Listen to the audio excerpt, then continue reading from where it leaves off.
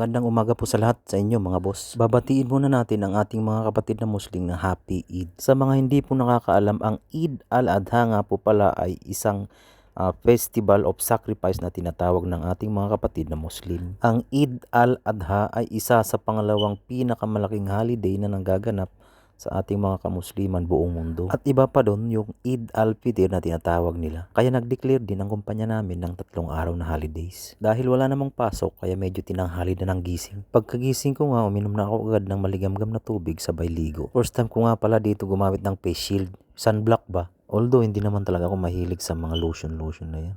Kahit din naman sa panlagay sa kilikili, pabango, hindi talaga ako mahilig eh. Dahil nga sa sobrang init, kailangan na natin gumamit. Kahit sa mukha lang. Baka sabihin nyo na naman, hindi ako nagpalit ng sando. Hindi na talaga kasi sinuot ko lang yung kagabi eh. Pagkabihis ko nga, diretso kape na ako kagad eh. Hindi talaga nawawala yung kape eh, araw-araw. Paano ba naman kasi, sa kape ko lang nalasaan ang init na dapat ko sa'yo maramdaman.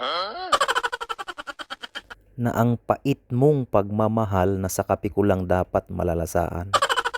Ang pait mo.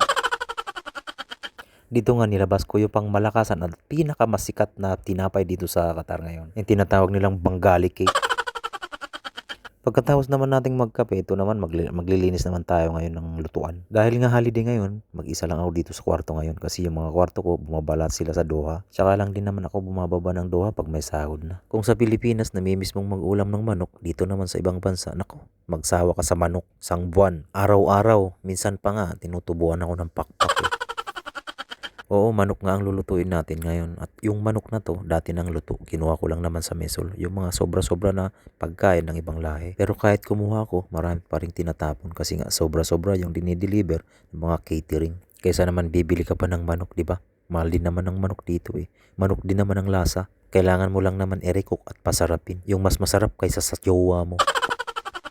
Yan lang naman ang kailangan eh. Bawang, sibuyas, konting mantika, konting bitchin. Medyo damihan mo naman ang paminta para maanghang. Konting suka. Sabay haluin. Edi masarap na. Hanggang dito na lang mga boss. Maraming salamat sa suporta. God bless.